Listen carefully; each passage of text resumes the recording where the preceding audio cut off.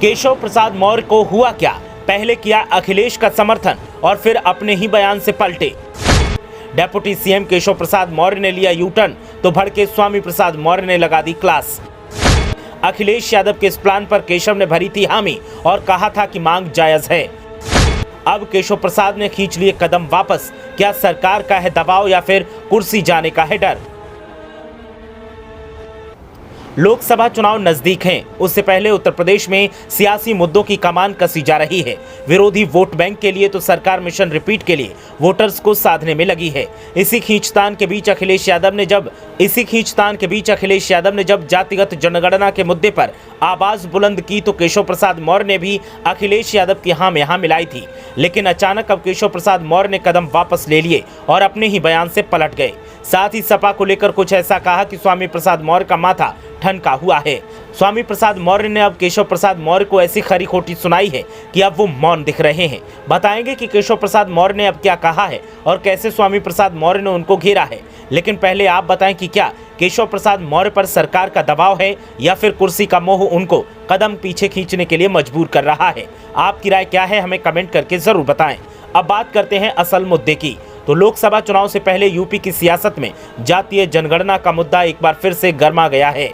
Samajwadi party इस मुद्दे को धार देकर आगे बढ़ाने की कोशिश में है, तो वहीं इस मुद्दे पर पहले सपा अध्यक्ष अखिलेश यादव का समर्थन करने वाले डेप्यूटी सीएम केशव प्रसाद मौर्य एक हफ्ते के अंदर ही अपने बयान से पलट गए हैं। पहले उन्होंने कहा था कि जातीय जनगणना होनी चाहिए, तो वहीं अब इसे ढोंग बताया है। डेप्यूटी सीएम केशव प्रसाद मौर्य ने ट्वीट कर जाति आधारित जनगणना की मांग को लेकर सपा पर निशाना साधा और कहा कि अखिलेश यादव पहले अध्यक्ष पद से इस्तीफा देकर किसी और को पार्टी का अध्यक्ष बनाएं, इसके बाद वो चौपाल लगाकर इस बारे में बात करें। केशव प्रसाद मौर्य ने ट्वीट कर लिखा कि जातीय जनगणना की बात केवल ढोंग है।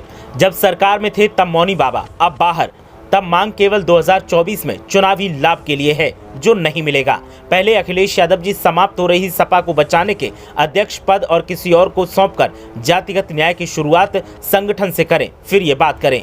केशव प्रसाद मौर्य के इस बयान पर सपा के राष्ट्रीय महासचिव स्वामी प्रसाद मौर्य ने निशाना साधा और कहा कि जातीय जनगणना की मांग करने वाले श्री केशव प्रसाद मौर्य हफ्ते भर में ही अपनी बात से पलट गए हैं। आखिर भाजपा का पिछड़ा विरोधी चेहरा सामने आ ही गया। सपा का केंद्र में प्रधानमंत्री तो कभी नहीं था, लेकिन आप क्यों हीलावाली कर रहे हो? आपकी तो केंद्र में पूर्ण बहुमत की सरकार है।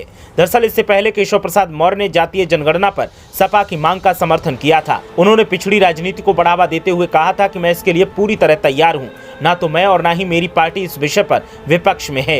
यूपी की राजनीति में इन दिनों जातीय जनगणना को लेकर बहस छिड़ी हुई है। सपा ने इस मुद्दे पर गांव-गांव में अभियान शुरू करने की रणनीति तैयार की है। सपा ने इसकी जिम्मेदारी स्वामी प्रसाद मौर्य को सौंपी है। इसके लिए कई कार्यक्रम भी बनाए गए हैं ताकि लोकसभा चुनाव की लड़ाई को 80 बनाम 20 की बनाया जा सके।